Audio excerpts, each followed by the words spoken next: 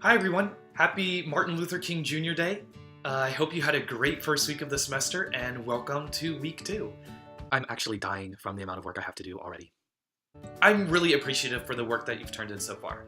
I've enjoyed learning more about you with the introduction letters, the Blackboard posts were really insightful, and for those of you who have already submitted the horrible email assignment, those have been truly entertaining to read so far.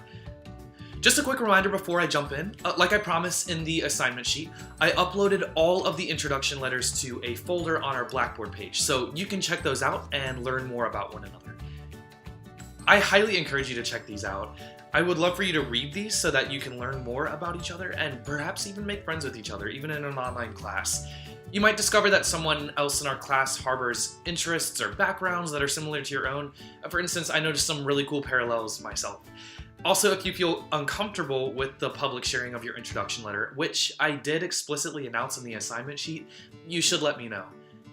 Okay, so this upcoming week is less of an intro to the course and more like a transition into our first major unit, which is all about professional writing communications. So we'll be reading and writing about rhetorical situations and professional genres, especially this week, the email.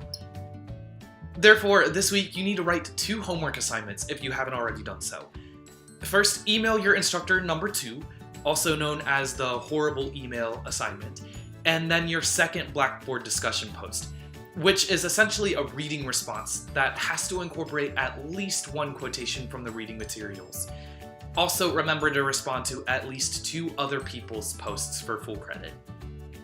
Before you can complete the writing assignments though, you'll need to read several pieces.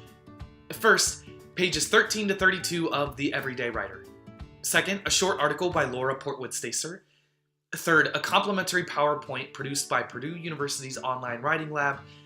And finally, the Project 1 assignment sheet in its entirety. Honestly, students have raved about how useful these readings are in the past. I'm not kidding. Especially Portwood Stacer's How to Email Your Professor Without Being Annoying is so please do give them a chance. Another quick note on the readings.